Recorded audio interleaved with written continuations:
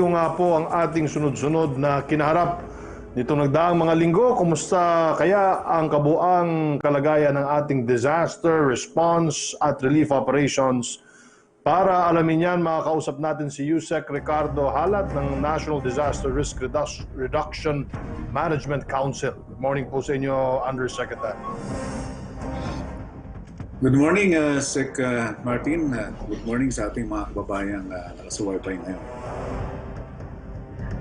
Sa ngayon po, gaano na kalaki ang naging pinsala ng mga nagdaang bagyo sa ating bansa? Gaano karami po ang mga apektadong Pilipino? Well, ang tinitingnan natin ng gusto yung epekto ng Super Typhoon Rolly at saka itong si Typhoon Ulysses. Ito ang dalawang bagyo na talagang nagbigay ng napakalaking pinsala.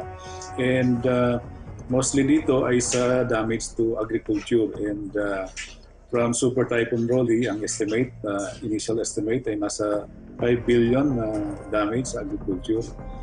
And dito naman sa Ulysses, mas malaki ang damage reflected dito. I hope nagkamali kami rito, but nakalagay dito ay 540 billion. And damage to infrastructures naman from Super Typhoon Rolly ay nasa 12.9 billion, while po dahil kay Typhoon Ulysses ay 10.79 billion. At yung mga nasirang bahay naman, Sec. Martin, si Super Typhoon Rolly ay nagsira ng nasa 170,000 houses, while itong si Typhoon Ulysses ay 125,000 houses. Pero ito ay kailangan pang i-validate talaga, Secretary Martin, diyan sa Ardena na rapid damage assessment na kasalukuyang ginagawa or tapos na, ang report na lang ang ating hinihintay. At saka yung susunod, yung mas comprehensive na assessment, yung tinatawag nating post-disaster needs assessment that will feed into the crafting of the comprehensive rehabilitation recovery plan ng ating NDRMC. Although sa ngayon, ang iba't ibang ahensya ay nagsisimula namang mag-initiate para sa mga rehabilitation recovery, lalo na doon sa mga nakikita nilang mga damage na mga infrastructures, dahil ang ating suggestion dyan ay huwag nang hintayin na matapos itong PDMA at saka yung comprehensive and recovery plan ay gawin nila ang project proposal para makapag-access na ng pondo para sa pag-aayos nitong mga masirang mga infrastructures. Ngayon sa casualties naman, Secretary Martin, ay mas maraming dinulot na casualty ito si Typhoon Ulysses, 73 ngayon. Mabuti naman na itong 73 ay napanatili na sa ganyan since mag 2 weeks na yan, wala nang naidadagdag. And si Super Typhoon Rolly naman ay mas mababa, 25 deaths ang ating inabot dyan. So yun, sa ngayon ang ating assessment dito sa dalawang malalakas na bagyo, Super Typhoon Rolly at saka Typhoon Ulysses, Secretary natin.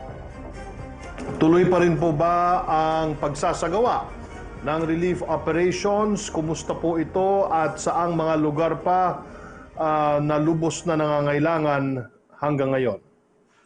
Ang tuloy-tuloy ho, Secretary Martin, ang ating relief operations.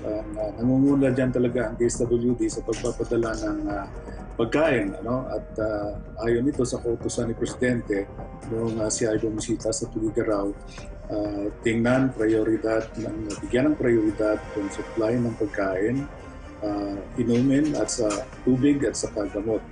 At yan ay pinagtutulungan natin with DSWD at saka DOH. And hindi natin iniwanan yung mga naunang sinalanta na mga lugar ni Super Typhoon Rolly. Sabay-sabay nating ina-address, pati na rin yung mga lugar na sinalanta ni Typhoon Ulysses. And ginagamit natin dyan ang mga barko ng Philippine Navy, eroplano ng Philippine Air Force, as well as land transportation others ng iba't ibang ahensya ng gobyerno and even private sector. Kinakalap din natin mga donations na binibigay ating pinaparating kaagad sa nangangailangan na local government units. And doon sa pag-uusap natin sa response clusters ng National Disaster Risk Reduction and Management Council, ating binigay na suggestion na yung mga ahensya na nangangailangan ng augmentation ng kanilang quick response fund ay kaagad nang mag-access doon sa Department of Budget and Management dahil nagkaroon naman ng augmentation ng ating tinatawag na National Disaster Risk Reduction and Management Fund o dating tinatawag na Calamity Funds. Within this year, nagkaroon ng augmentation ng 15 billion on top of the funded or binigay doon sa Government Appropriations Act. So gaano na po karami ang nabigyan ng tulong ng NDRRMC in terms of numbers? Well, in terms of numbers, ang ating nakikita rito yung cost of assistance ay nasa almost 200 million na. Pero initial lang ito, meron kasi mga hindi na natin nabigyan ng cost. Ito yung uncosted lang natin talaga rito, yung galing sa DSWD at saka sa DOH. And as well as OCD. Lahat ho ng mga naapektuhan, lahat yung mga nilikas ay binibigyan ng tulong. Even yung mga hindi lumikas, katulad yan sa mga lugar na binaha at hindi naman safe na rin naman relatively para sa kanila manatili doon sa kanilang mga bahay, yan ay binibigyan ng tulong, pinapadala ng kanilang kinakailangan ng pagkain. And ginagamit din natin ang mga air assets ng Philippine Air Force nito para sa pagpapadala doon sa mga lugar na hindi yung medyo nahihirapan tayo sa access. So lahat ho ng regions na affected, itong Region 5, lalo na dyan sa Catanduanes, Albay, Camarines Sur at sa Camarines Norte. Dito sa Region 2, dyan sa probinsya ng Cagayan at sa Isabela, and even dyan sa Cordillera. And dito sa Calabarzon ay ganun doon. Lahat po ng Regional Disaster Risk Reduction Management Councils natin dito sa mga naapektuhang region sa Luzon ay kumikilos. Yan ay nasa ilalim po ng pamumuno ng Office of Civil Defense at katulong ho nila dyan. Unang-una ang DSWD at saka yung ating mga uniform services. Marami pong mga kababayan ang hindi inaasahan na tataas ang tubig sa kanilang lugar kaya hindi nakalikas agad. Ano po sa tingin ninyo ang naging problema ukol dito? Well, siguro yung mabilis na pangyayari, katulad dyan sa Marikina, masyadong mabilis ang pangyayari, kaya kinakailangan i-revisit yung evacuation protocol niyan. Baka yung alert warning levels nila na 15 meters, 16, 17 up to pataas ay kinakailangan i-review dahil nakikita natin pag umulan ng malakas ay napakabilis ang pangyayari at baka wala talagang enough base doon sa kanilang evacuation protocol ay hindi enough yung oras para ang mga kababayan natin ay magsilikas. And sa communication lately sa Typhoon Ulysses, Secretary Martin, ating in-emphasize na meron tayong handicap dito sa communication dahil maraming lugar ang hindi pa talaga fully up yung ating telecommunication system. Maraming lugar ang hindi pa rin fully up ang ating supply ng kuryente. Kaya ang sinabi natin doon, gagamitin natin yung lahat ng means of communications para maparating natin doon sa communities, doon sa ating mga kabayan na mangangailangan ng impormasyon na yan para sila ay mag-react, mag-evacuate. So, yung reaction doon sa community level ay hindi sanay doon sa magnitude ng impact nitong nagdaan na si Typhoon Ulysses. And napaghandaan natin ng gusto yung Super Typhoon Rolly dahil malaki ang nailikas natin dyan as based on the report from the local government units, lalong-lalo na dyan.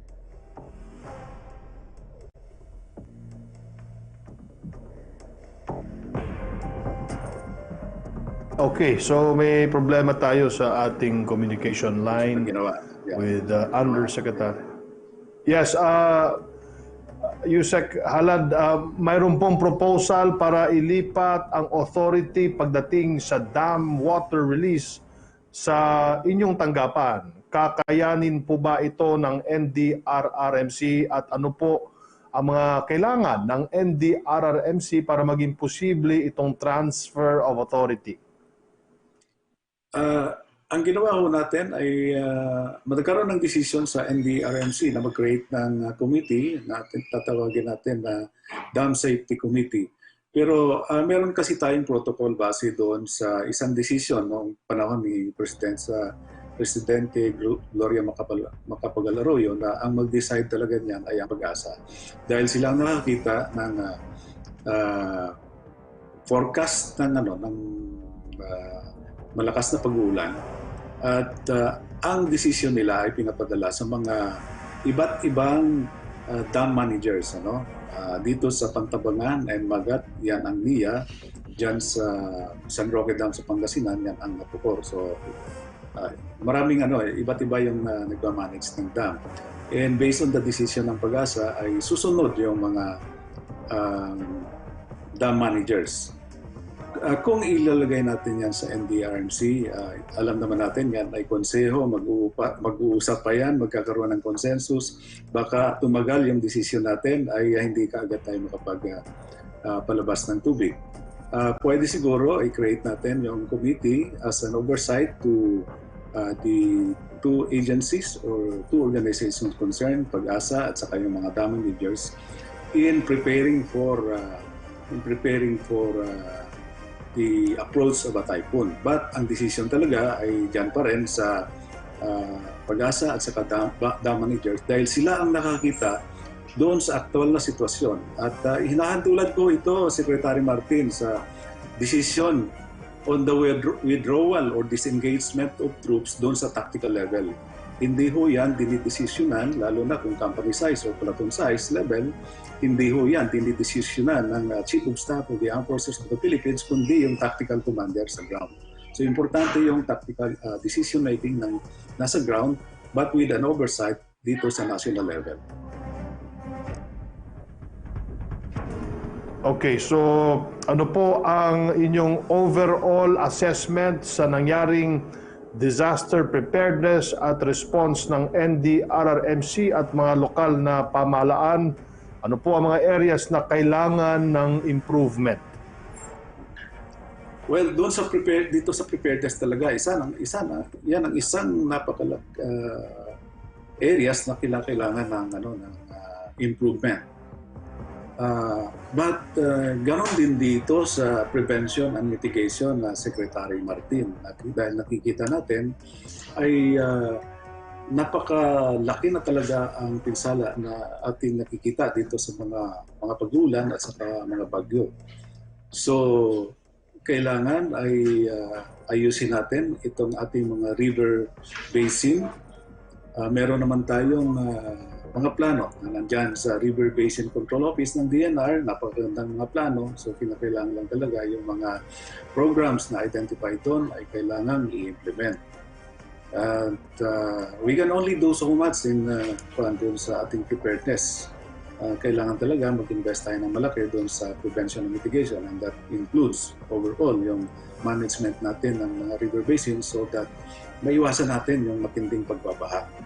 And yung dalawang areas na yan, prevention mitigation at saka preparedness, dahil meron nga tayong nabasa noon yung 1 peso investment daw natin on prevention, mitigation at saka preparedness, ang equivalent yan sa response phase ay maaaring 10 pesos. Meaning, we can achieve more with less in our investment in prevention and mitigation and as well as preparedness than in our investment during the response phase. But kinakailangan din talaga natin mag-invest sa capability natin to respond. At may mga inaayos tayong mga sistema, yung ating mga communication systems, ang OCD ay may mga procurement ng radio communications as well as satellite voice and data. In fact, noong pag-alis ng Super Typhoon Rolly doon sa Catanduanes at naging safe na ang pagpapalipad ng eroplano kapag doon ay nag-deploy tayo ng satellite communication system at yan ay dahil dyan ay nagkaroon tayo ng contact with the governor of Catanduanes. And other areas also, yung investment natin on transportation assets. Nakita natin na habang nag-respond tayo doon sa Cagayan ay nagde-develop ang situation doon sa Cagayan. Nag-respond tayo dito sa Marikina and other areas ng Metro Manila and Rizal ay nagde-develop ang situation doon sa Region 2. And malaki rin ang commitment natin ng national government agencies dito sa response dito sa Rizal and Metro Manila. And nung natapos dito ay saka tayo nakapag-shift ng resources towards Region 2. And ginamit naman din ng ating mga regional disaster risk reduction management councils, lalo na dyan sa Region 2, ang available assets ng ating mga uniform services dyan sa Region 2 para tulungan ang Isabela and Cagayan. So lahat talaga kinakailangan mag-prepare, mag-build up ng capability from the national level down to the local government unit level as well as community. Maraming pong salamat sa inyong panahon, Undersecretary Rick Halad ng NDRRMC.